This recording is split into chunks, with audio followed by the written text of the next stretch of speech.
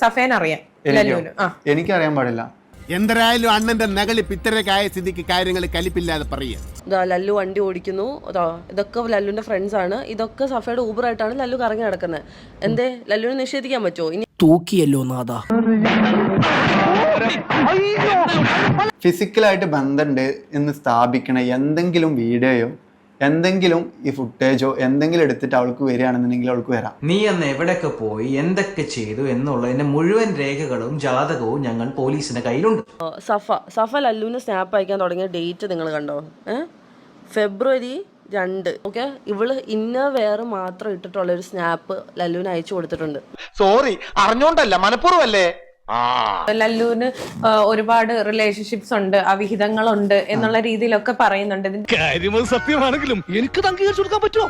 പിന്നെ അവള് പറഞ്ഞ മാതിരി ഞാൻ വേറെ പെൺകുട്ടികളായിട്ട് ചാറ്റിങ്, മറ്റേത് റിലേഷന്, എനിക്ക് ഒരുപാട് റിലേഷൻ ഉണ്ടായിട്ടുണ്ട്. മൈനാസ് എന്റെ ഫ്രണ്ടിനെ അടിക്കുന്ന ടൈമില് ഫസ്മിനാണ് വീഡിയോ എടുക്കണത്. ഷാജി അങ്ങനല്ലല്ലോ പറഞ്ഞത്.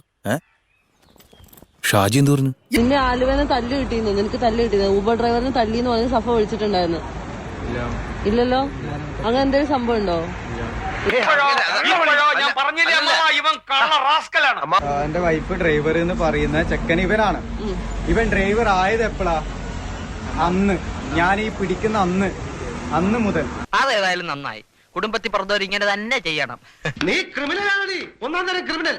നോക്കിക്കോ, ഈ കളി അധികം നാൾ കളിക്കാൻ നേരിക്കണ്ട. ഈ സത്യം പറഞ്ഞാജി ഇപ്പൊ രാത്രി ഇപ്പൊ അവനെ നീ റൂമിലാക്കി കൊടുത്തു സഫയുടെ. എന്തിനു ഡ്രോപ്പ് ചെയ്തു സഫയുടെ റൂമില്? സത്യം പറഞ്ഞാൽ മതി. രണ്ടും പഴയ ഒരു ഫ്ലാറ്റ് എടുത്ത് രണ്ടും കൂടിയാ താമസം. തിരൂര് പോയിട്ട് നമ്മളവിടെ റൂം എടുത്ത് നിന്ന് 2 ദിവസം റൂം എടുത്ത്. ഈ അവിഹിതം എന്ന് പറയുന്നത് ഉണക്കമീൻ പോലെയാണ്. നാട് മൊത്തം അറിയാലും നമുക്ക് നല്ല രുചിയായിരിക്കും. 2 റൂം എടുത്ത്, റൂമിൽ ഞാനും റൂമിൽ അവർ രണ്ടുപേരും അവനെ ഞെരുവട്ടം പൂശി എല്ലാവരും ഇങ്ങോട്ട് പുറത്തെടുക്കട്ടെ. ലല്ലു സഫയും എന്തായാലും നിങ്ങൾ പെട്ടു, മനസ്സിലായോ? പ്ലക്കാൻ പോകുമ്പോഴത്തേക്കും നിക്കാൻ പഠിക്കണം. എല്ലാം പോച്ചടാ, ഞാൻ ഏതൊക്കെ വാഴണം. സഫയും ലല്ലു നാജി ഈ 3 പേര് കാരണമായിരിക്കും എന്റെ ജീവന് എന്തെങ്കിലും സംഭവിക്കാൻ പോകുന്നത്.